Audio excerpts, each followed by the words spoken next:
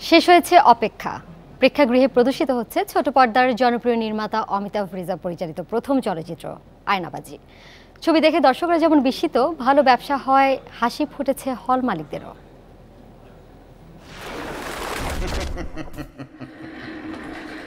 বুঝো না এই ব্যাপারটা। রূপকথা নয়, এই শহরের গল্প, মানুষের গল্প আয়নাবাজি। চারপাশ বদলে যায়, থেমে যায় সময়, মিথ্যা তখন সত্যি হয়। সবার জন্য সব সত্যি, আর আমার জন্য অভিনয়। টুকরো টুকরো ঘটনা, মূল্যবোধ, ভালোবাসা দিয়ে সাজানো গল্প দিয়ে আয়নাবাজি সিনেমায় জীবনকে দেখানোর চেষ্টা করেছেন পরিচালক অমিতাভ রেজা। আর সেই জীবনের গল্প দেখতেই দর্শকরা ছুটে আসছেন প্রেক্ষাগৃহে। রাজনীতি তো সবচেয়ে বড় অভিনয়।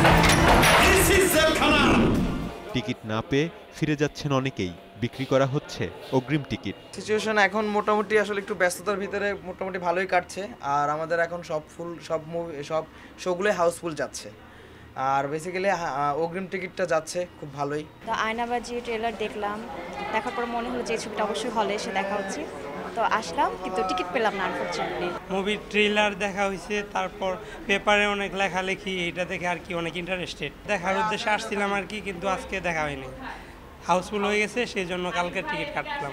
ছবির নাম ভূমিকায় অভিনয় করেছেন চঞ্চল চৌধুরী। কাহিনীর বাঁক ঘুরেছে তার চরিত্রের কারণেই। এমন চিত্রনাট্যের সিনেমা যেমন নতুন, অভিনয় দেখেও মুগ্ধ হয়েছেন দর্শক। অনেকে ছবিটি দেখছেন একাধিকবার। যে এই ছবিটা আমি আপনার আরও দুদিন আগে একবার দেখছি, তো তখনই আবার টিকিট কেটে আর কি টিকিটটা রেখে দিয়েছি। ফ্রেন্ডদের নিয়ে আবার দেখলাম এই ছবিটা, আসলে আমরা সেকেন্ড টাইম দেখেছি।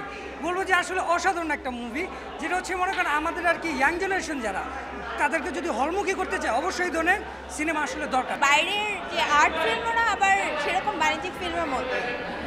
কোন কোন বিষয়গুলো খুব বেশি ভালো লেগেছে? আমার সবচেয়ে ভালো লাগছে ফিনিশিং, কখনো চিন্তা করতে পারি। অভিনয় কেমন ছিল? অভিনয় তো অসাধারণ। অভিনয়ের সাইড থেকে দেখেছি, যেহেতু বলতে অসা গল্পের জায়গা থেকে যে চিত্রনাট্য যিনি করেছেন, অসাধারণ তার চিত্রনাট্য। মজা লাগে, বোর হলে পরে চরিত্র বদলায়। রাজধানীর স্টার সিনেপ্লেক্স, ব্লকবাস্টার সিনেমাস, বলাকা, শ্যামলী সিনেমা সহ দেশের ২১টি প্রেক্ষাগৃহে প্রদর্শিত হচ্ছে ছবিটি। ইয়াসিফ আকবর, ইন্ডিপেন্ডেন্ট নিউজ, ঢাকা।